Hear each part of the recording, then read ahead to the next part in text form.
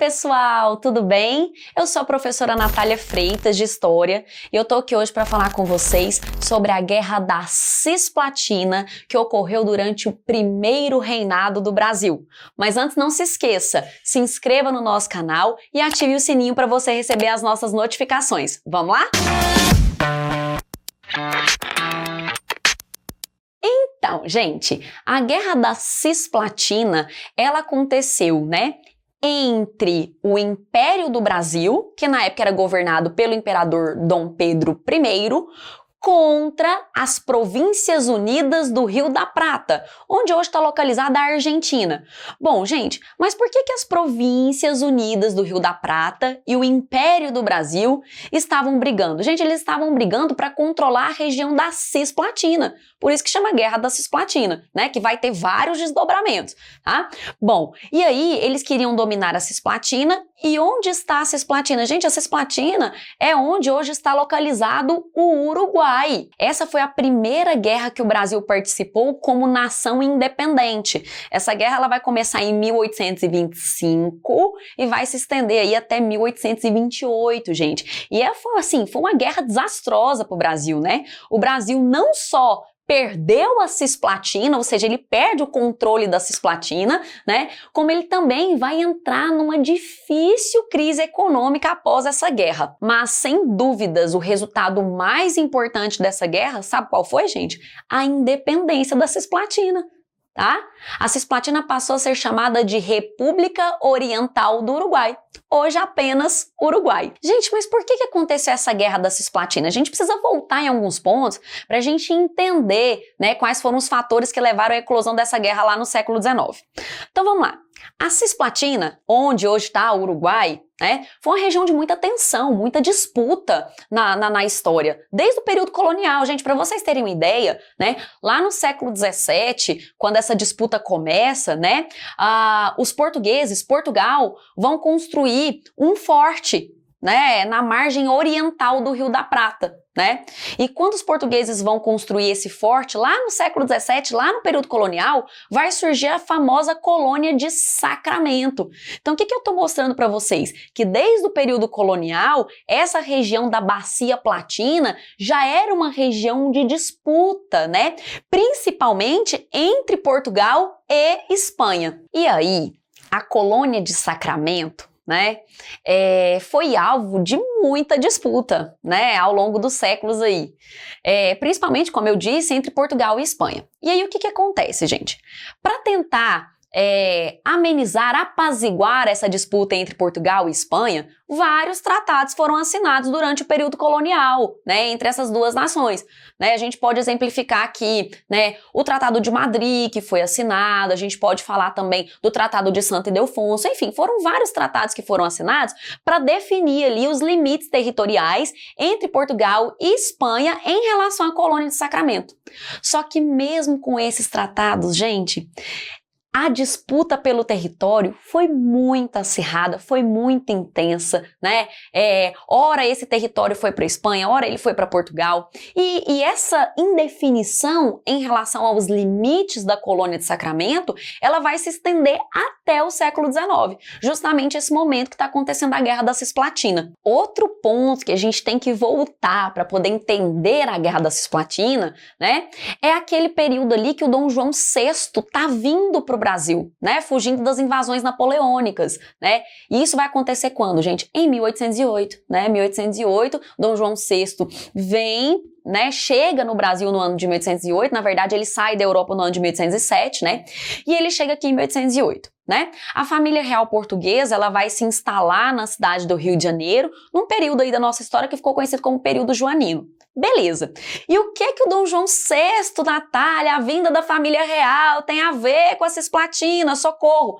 Calma, gente, Quando Dom João VI veio para o Brasil, ele anexou a Cisplatina ao território do Brasil, Na verdade, a colônia de Sacramento, que a gente estava falando até agora, vai passar a ser a colônia, o território da Cisplatina. E aí ele vai anexar a Cisplatina ao Brasil. Por quê, gente? Por que ele faz isso, professora? O território do Brasil já era um território grande, ele vai anexar mais um território? Sim, Sabe por quê?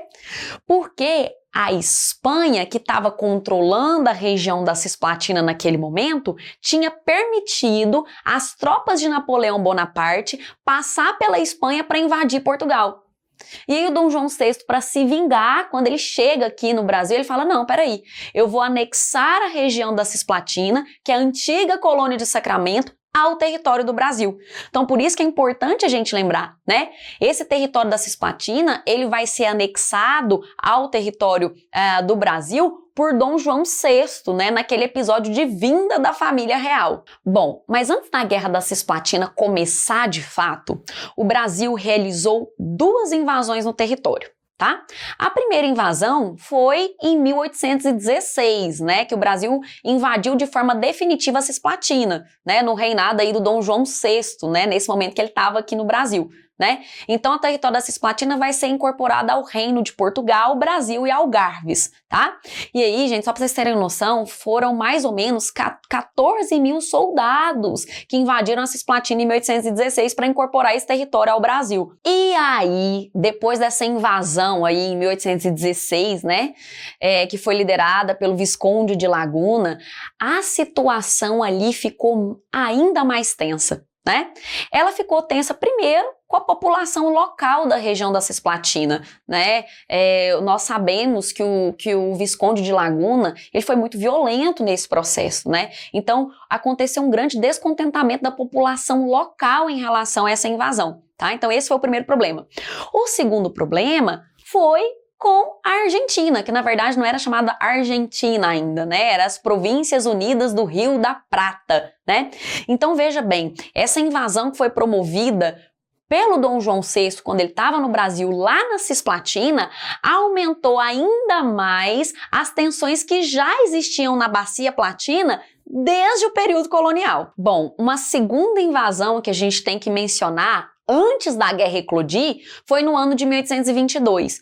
Gente, no ano de 1822, né, começava aquele processo de independência do Brasil, né?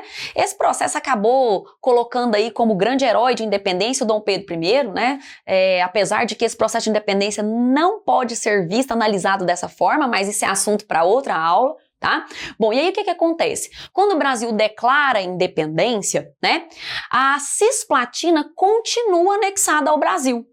Ou seja, quando o Brasil declarou sua independência, lá em 1822, né, em algumas de suas províncias, a Cisplatina continuou anexada ao Brasil.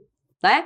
Gente, e isso foi tão interessante porque, assim, quando a independência aconteceu e o Dom Pedro I, né, começa a pensar a primeira Constituição do Brasil, né, chega a acontecer uma Assembleia Constituinte, representantes da Cisplatina, né, vão participar dessa Assembleia Constituinte. Tá?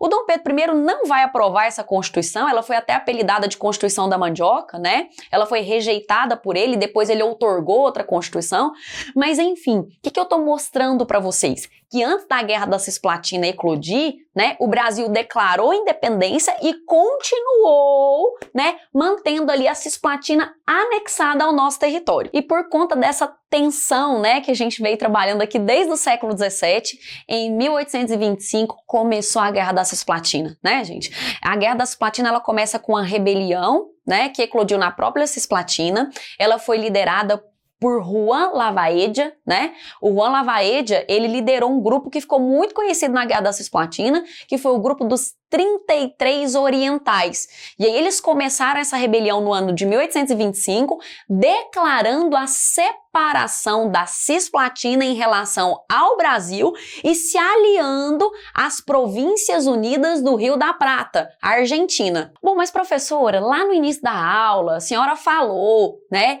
que a Cisplatina, ela saiu totalmente independente desse conflito. Como assim ela vai se aliar às Províncias da Prata ali? Como assim ela vai se aliar à Argentina? Gente, calma, né? A gente vai terminar agora essa história.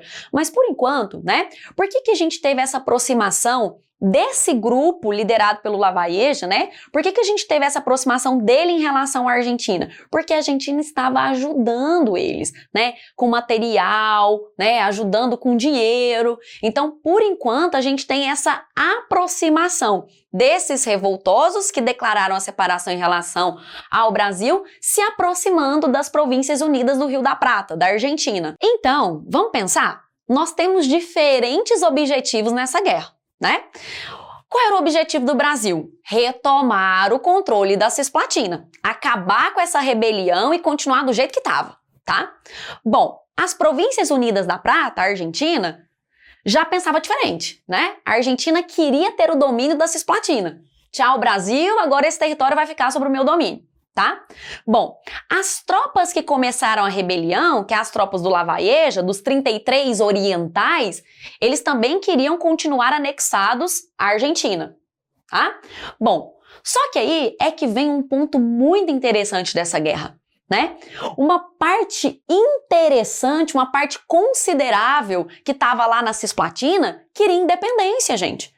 Tá? Então a gente tem uma população que começa a defender uma pauta muito importante para a Guerra da Cisplatina, que era a independência da Cisplatina. Uma independência, né, que adotasse um modelo republicano. Então a gente tem interesses diferentes perpassando aí pela Guerra da Cisplatina. E aí, gente, você imagina, né? A guerra acontecendo, vocês viram que essa guerra ela começa em 1825, né? Porém ela vai ser oficialmente declarada em dezembro de 1825, apesar de ter acontecido conflitos antes, né? Agora sim, na época, como eu mencionei para vocês, o Brasil vivia o primeiro reinado, né? O Dom Pedro I tinha acabado de se tornar imperador, né? O Brasil era um país recém-independente, né? Não tinha essa ideia de nação brasileira constituída como nós temos hoje. Então, foi muito difícil para o Dom Pedro I atuar ali, né? Ele mandou vários militares para a região, né? Foi uma guerra sangrenta, extremamente violenta, né? E alguns historiadores chegaram a apontar que o Dom Pedro I foi muito precipitado, né? Essa ação que ele teve em relação à Cisplatina foi muito precipitada, né? E acabou atrapalhando, né, o cenário do Brasil nessa guerra. Tanto é, gente, que depois que a guerra acabou, em 1828, o Brasil estava numa profunda e grave crise econômica. E essa crise econômica que vai se instalar no Brasil pós-guerra da Cisplatina vai inclusive contribuir para a crise do Dom Pedro I, para a crise do primeiro reinado e para a abdicação dele. Bom, e aí várias batalhas aconteceram, né? Sendo a maior parte dessas batalhas de menor escala, tá? Mas aqui eu quero destacar 3 batalhas com vocês. Vou pegar minha colinha aqui, peraí. Bom, a primeira batalha, gente, que a gente tem que destacar é a Batalha do Rincão das Galinhas, tá? A segunda batalha, a Batalha Naval de Juncal, tá?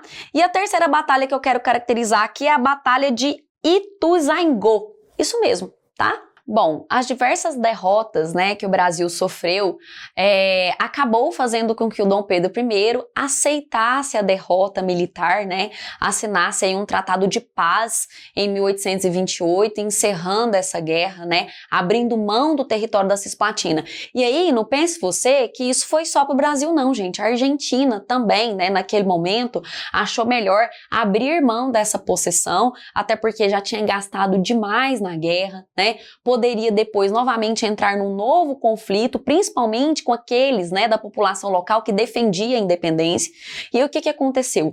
Tanto a Argentina, né, as Províncias Unidas do Rio da Prata, quanto o Império do Brasil, que na época era representado pelo Dom Pedro I, ambos, então, perderam o controle da Cisplatina em 1828. E foi aí, gente, que surgiu a República Oriental do Uruguai, como uma nação independente e republicana. E aí, pra gente finalizar, né, quais foram as maiores e principais consequências dessa guerra para o Brasil? Acho que a maioria delas vocês já sabem, né, que eu falei ao longo da aula, mas vamos relembrar aqui. Primeiro, A crise econômica, né, gente? Os altos gastos que Dom Pedro I teve com mercenários, né, com tropas nessa guerra, fez com que a gente entrasse numa crise econômica. Claro que esse não é um fator isolado, mas foi um fator que contribuiu de forma decisiva para o agravamento da crise econômica, tá? Na época, a Casa da Moeda emitiu muito papel moeda, emitiu muita moeda, o que ocasionou uma desvalorização da moeda, tá? Outro ponto que a gente tem que lembrar, né, é a própria imagem do Dom Pedro I, que vai ser muito desgastada com esse conflito, né? Ele vai perder, assim, muita popularidade, né? Não só pela crise econômica, né? Como também pelo autoritarismo que ele governava o Brasil. Então, não foi só a Guerra da Cisplatina que contribuiu, né, para o governo do Dom Pedro entrar em crise, mas a gente tem que lembrar dessa guerra como um fator importante nessa crise do primeiro reinado, né? Sem contar que ele governava o Brasil de forma autoritária, ele tinha uma constituição, né, que tinha sido outorgada em 1824, que estabelecia um quarto poder, que era o poder moderador. Então, assim, foi um conjunto de coisas que fez essa popularidade do Dom Pedro I, né, cair. E uma desses pontos aí é a guerra que a gente estudou agora, é a Guerra da Cisplatina. Bom, gente, é isso. A Guerra da Cisplatina, como vocês viram, né, ela tem muitos pontos importantes, né? Você tem que voltar em muitos aspectos da história da região da Bacia Platina para você entender a Guerra da Cisplatina. E eu já vou te dizer outra coisa, tá? Não foi a última guerra que envolveu a Bacia Platina, não, tá? Mas aí é assunto para as próximas aulas. Se você gostou, compartilhe essa aula com seus amigos, acesse os links da descrição e vejo vocês na próxima. Tchau, tchau!